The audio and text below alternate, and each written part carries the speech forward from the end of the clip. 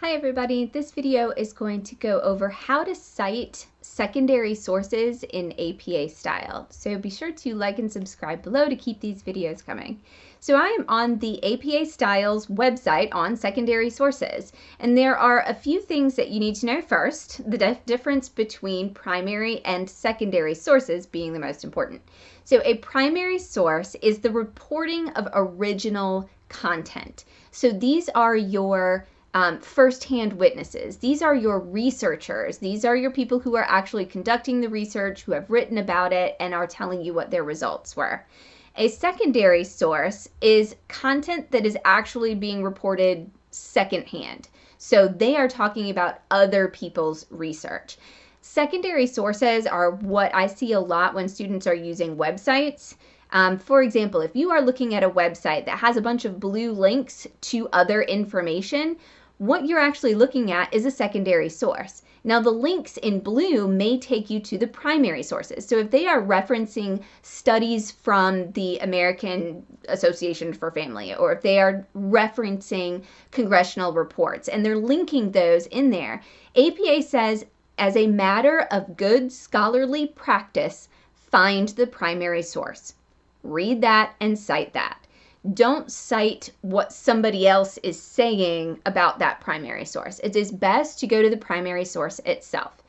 That being said, there are occasions where you may need to cite a secondary source. So you are going to cite something that you read that somebody else is writing what they read. You want to do this as sparingly as possible. Always go to the direct source if you can find it. However, there are some APA rules for when citing a secondary source. So in the reference entry, your reference lists, you are providing the secondary source. That's the one that you actually used. However, in your essay, you do need to identify the primary source and then note that it was cited in the source that you actually read. The year of publication, if you know it, if the secondary source that you read gave you the year, then you would include that in your essay as well. If it does not, you would just include the year of the secondary source that you actually read. And here is a good example. If you read a work by Lyon et al., so that is Lyon plus at least 2 or more authors, from 2014, so you read Lyon's work. In Lyon's work, they cited Rabbit 1982.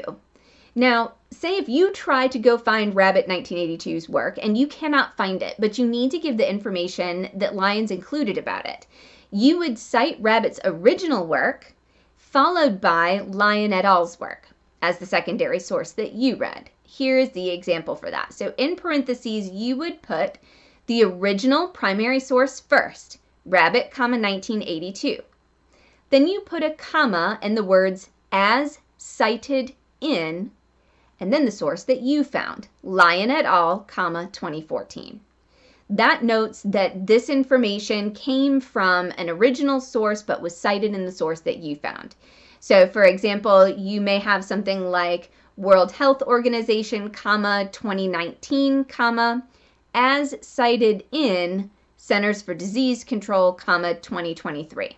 That would be saying, hey, the World Health Organization from 2019 came up with this information first. However, I am citing it from the Centers for Disease Control 2023. So that as cited in, the primary source comes first, as cited in, and then the secondary source that you actually read. If you do not know the year for the original source, then you would omit that from that in-text citation. So, for example, Allaport's diary, as cited in Nicholson 2003, the missing date element shows that you don't know the year of the primary source's publication. So that is how you do a secondary source. And again, APA prefers that you do not do that, that you actually go to the secondary source or go to the primary source itself and cite from the primary source. But if you have to do the secondary, this is how you would do it, using as cited in. I hope that helps, and good luck on your project and have a great day.